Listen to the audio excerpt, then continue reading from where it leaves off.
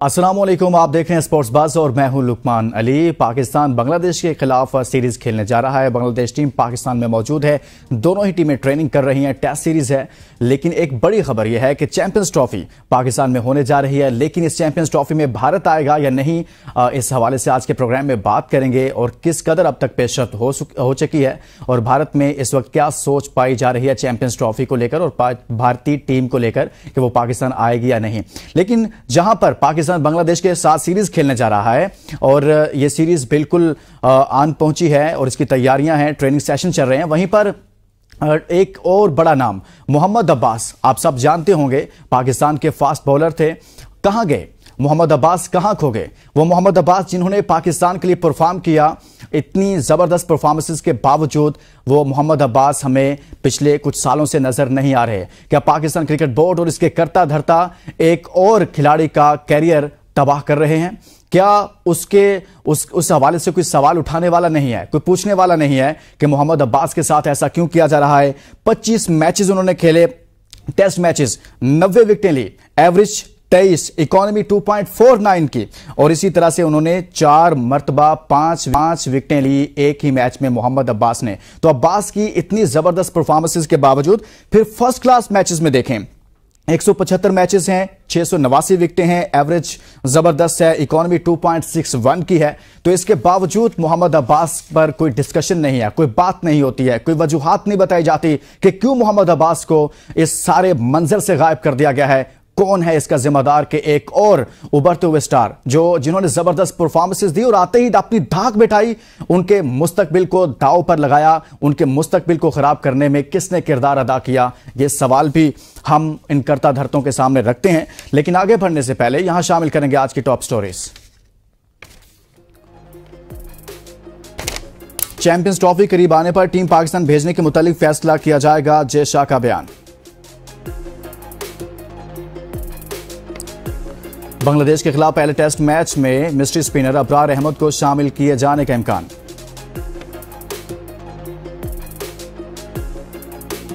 Gold medal जीतने पर भैंस दी, 5 एकड़ जमीन दे देते अरशद नदीम की सुसर से दिलचस्प मुकालमा। अगर एक दिन के लिए वजीर आजम बना दिया जाए तो पहला काम क्या करेंगे? सहाफी के सवाल पर अरशद नदीम का क्या कहा। आलमी अदालत ने भारतीय खतून रेसलर विनेश फोगाट के सिल्वर मेडल की अपील मुस्तरद कर दी।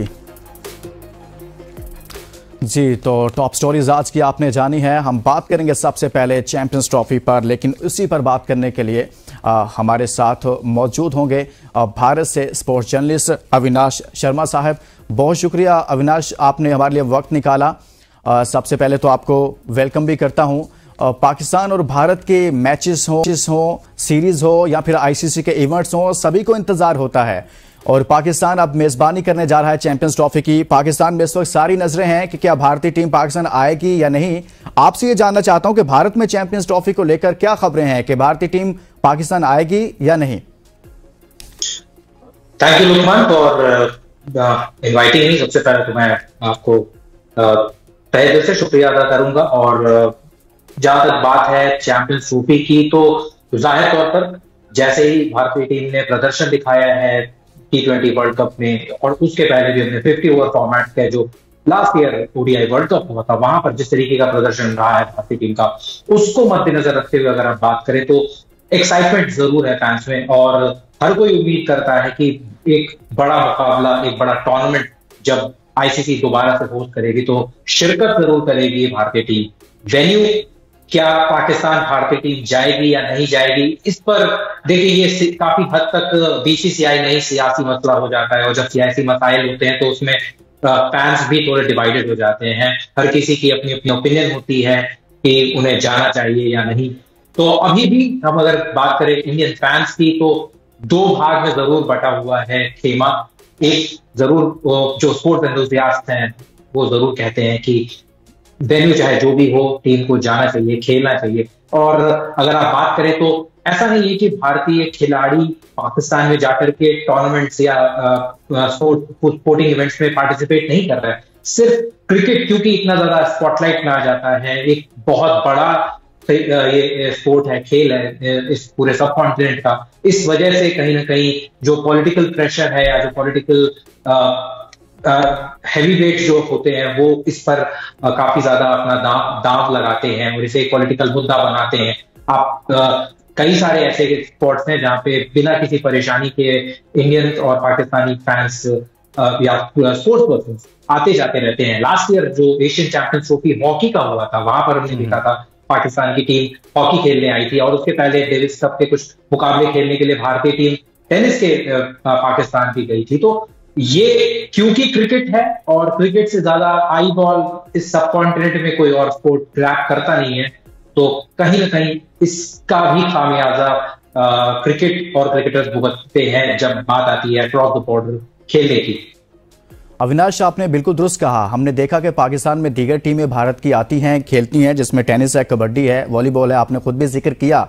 तो लेकिन फिर ऐसा तो नहीं है कि जब बाकी टीमें आ जाती हैं तो फिर क्रिकेट टीम को भी तो भेजना चाहिए। फिर इस हवाले से वजूहात क्या बताती है वहां की हुकूमत, या फिर बीसीसीआई क्या वजूहात बताता है कि क्यों हम नहीं भेज रहे?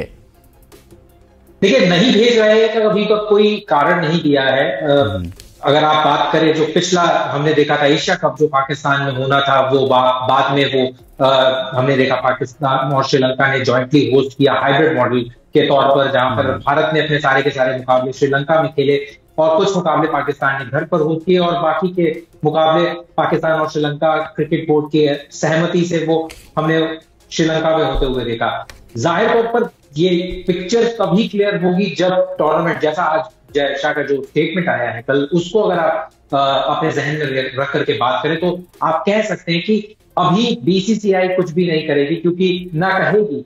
बीसीसीआई पूरे अपने पत्ते जो है वो नहीं खोलने वाली, अपने कार्ड ओपन नहीं करेगी, क्योंकि उनके ऊपर मैसेज जो है वो जब सेंट्रल गवर्नमेंट का जो आएगा, जो फरमान आएगा, वो उसे फॉलो करेंगे। और अभी ऐसा कोई फरमान या ऐसी कोई मैसेजिंग पॉलिटिकल, अगर आप स्पेक्ट्रम की बात करें तो कोई नहीं आई है। किसी के भी जरिए ऐसी खबरें नहीं आई हैं कि किसी ने इस पर पूरी तरीके से रिजेक्ट किया हो कि team India Pakistan champions trophy के लिए जाएगी या नहीं जाएगी, और अगर नहीं जाती तो उसकी वजहें क्या होगी ना जाने की। पहले हमने देखा है, सुना भी है। अगर आप एशिया कप को मद्देनजर रखते हुए बात करें तो जाहिर तौर पर सिक्योरिटी का ही एक हवाला देते हुए बीसीसीआई ने कहा था कि टीम इंडिया ट्रैवल नहीं करेगी, और पीसीबी को काफी उसके बाद से मुश्किलात भी पेश आई थी, क्योंकि सब कुछ आनन फानन में उनको शिफ्ट करनी पड़ी, क्योंकि एक इतना बड़ा मुकाबला, इतना बड़ा टूर्नामेंट जिसमें बहुत कुछ स्टेक्स थे, बहुत कुछ दांव पर लगा हुआ था। वहां पर पाकिस्तान की साख लगी थी दांव पर, श्रीलंका ने उनको सपोर्ट किया, और जिस तरीके से पूरा का पूरा टूर्नामेंट आयोजित हुआ, होस्ट हुआ श्रीलंका में और पाकिस्तान में, उसकी काफी ज्यादा तारीफ भी हुई है। और एक पॉजिटिव माहौल बनाने की अगर आप कोशिश की बात करें तो जाहिर तौर पर पाकिस्तान क्रिकेट बोर्ड, पाकिस्तान हुकूमत की अगर आप बात करें तो वो जैसे पीएसएल को होस्ट कर रहे हैं, सक्सेसफुली होस्ट किया है, और अब बांग्लादेश को अपने आप होस्ट कर रही है टीम। तो इन सब बातों से, इन सब कदमों से अगर आप मैसेजिंग की बात करें तो कहीं ना कहीं ये मैसेज जरूर जाएगा एडमिनिस्ट्रेशन को, इंडियन एडमिनिस्ट्रेशन को, इंडियन गवर्नमेंट को, कि हालात पहले से काफी अच्छे हैं। और अविनाश, सिर्फ यही नहीं है कि पीएसएल पाकिस्तान में हो रहा है, सिर्फ यही नहीं कि बांग्लादेश पाकिस्तान में खेल रहा है, इससे पहले ऑस्ट्रेलिया पाकिस्तान में खेला, इंग्लैंड पाकिस्तान में खेला, न्यूजीलैंड 2 बार पाकिस्तान में खेला। तमाम टीमें, दुनिया की जो बेहतरीन टीमें हैं, जो क्रिकेट में एक अपना नाम, अपना एक मुकाम रखती हैं, वो सब पाकिस्तान में खेल रही हैं और बार बार खेल रही हैं। तो फिर ऐसे में भारत के पास मेरे ख्याल में तो ऐसा जवाब नहीं बचता कि वो सिक्योरिटी के मामला या दीगर मामला को लेकर ये कहें, और फिर उनकी अपनी दीगर टीमें भी यहाँ पर आती हैं। तो फिर तो भारतीय जो इंतजामिया है उसको आगे बढ़ना चाहिए, आगे बढ़कर एक कदम उठाना चाहिए। और दोनों मुल्कों के लोग देखना चाहते हैं, और पाकिस्तान में लाहौर के लोग देखना चाहते हैं कि वो विराट कोहली को खेलते हुए लाहौर में देखें। इसी तरह से कराची के लोग देखना चाहते हैं कि वहां पर रोहित शर्मा खेल रहे हों, बुमराह बॉलिंग कर रहे हों। तो उनको भी तो आगे बढ़ना चाहिए ना।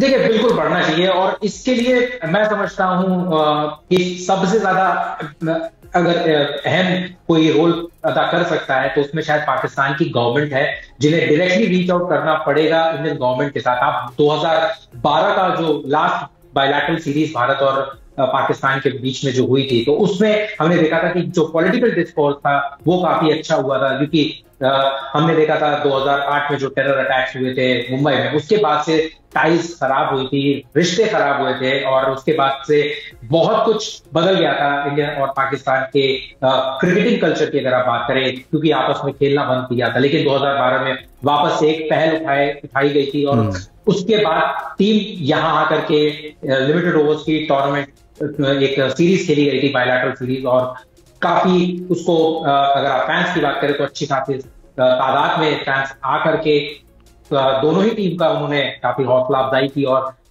एंजॉय किया, क्योंकि भारत और पाकिस्तान की ये जो राइवलरी है ये बहुत पुरानी है। तो जाहिर तौर पर हमने देखा था विश्व कप के दौरान ही, जब पाकिस्तान टीम जब पहली बार काफी अरसे के बाद, जब 2016 के T20 वर्ल्ड कप के बाद जब आई थी, हालांकि 2016 के T20 वर्ल्ड कप की जो टीम थी उसमें से अगर आप बात करें तो 2019 जो 23 के जो ODI वर्ल्ड कप की जो टीम थी उसमें जो चेहरे थे वो लगभग सारे के सारे नए थे। शायद सपोर्ट स्टाफ या फॉर्मर जो कोचिंग सेटअप में जो लोग रहे होंगे, शायद उन्होंने ही पहले कभी भारत में आकर के पाकिस्तानी कलर्स में क्रिकेट खेली होगी, तो उनके लिए भी एक बहुत अच्छा एक्सपीरियंस था।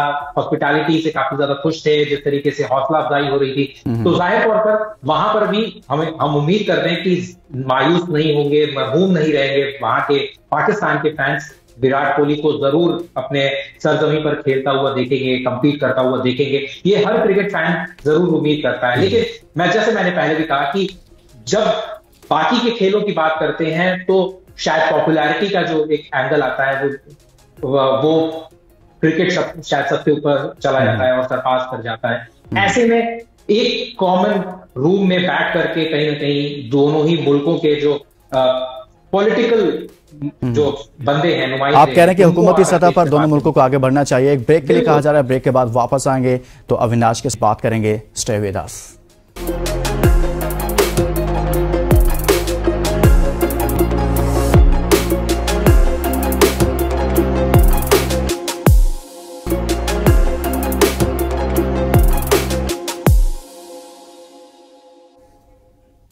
Welcome back. हम बात कर रहे हैं पाकिस्तान क्रिकेट के हवाले से और चैंपियंस ट्रॉफी के हवाले से, जिसका इनेकाद पाकिस्तान में हो रहा है, लेकिन सवाल बार बार यही उठ रहा है कि क्या भारत उसमें आएगा, नहीं आएगा।